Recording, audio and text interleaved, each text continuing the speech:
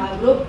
Ini khususnya mungkin di area yang berhubungan dengan human capital. Jadi pertama, KPI apa yang utama yang mestinya diukur dari sisi human capital, kemudian apakah business leader juga mendapatkan KPI untuk people management ini, Pak? Kemudian tadi kalau nggak salah yang selanjutnya adalah terkait dengan performance ya.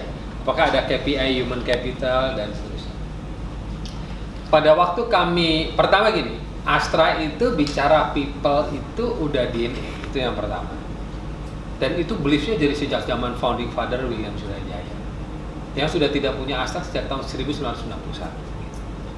Jadi tanpa KPI pun para pimpinan Astra ngerti bahwa manage people yang baik penting. Gitu. Yang kedua adalah kita percaya pada sistem, makanya semua diprosesin. Kita punya namanya guideline Astra Human Capital Management System, kita punya HR audit namanya KIPKA. Ya, kita buat sistemnya, guideline-nya, bagaimana implementasinya dan seterusnya. Jadi kita udah diuntungkan terhadap hal tersebut. Nah, tapi pada waktu people roadmap kami buat di 2010 udah mulai diimplementasikan, pada waktu itu kita putuskan untuk mengakselerasi lagi dan segala macam, kita taruh KPI. Di KPI-nya board of directors, anak perusahaan. Tapi kemudian itu sudah mulai berjalan sebagai bagian dari kepada keseharian, kemudian kita tidak spesifik masukkan di dalam KPI. Tetapi kita sejak people roadmap ada yang namanya people strategy review every year.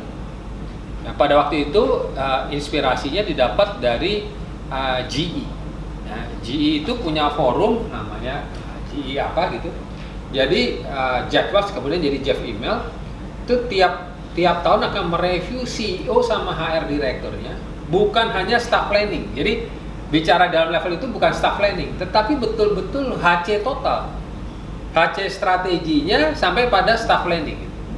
Nah, kita bilangnya di Astra itu kita adopt namanya people strategy review. Jadi setiap tahun sejak tahun 2011 sampai sekarang, walaupun Pak Pri udah berganti Pak Joni, karena ini udah no point to return gitu ya.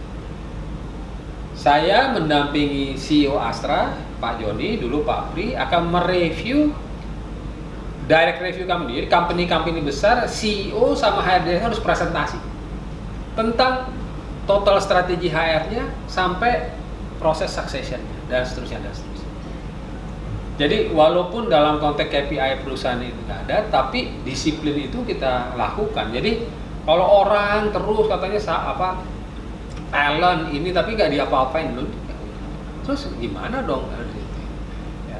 Kemudian productivity dan segala macam situ juga masuk di dalam people strategy review dan bahkan masuk dalam corporate review. Nah itu adalah cara-cara untuk memastikan ya bahwa tadi hal-hal yang terkait dengan human capital memang dijalankan, dieksekusi dengan baik.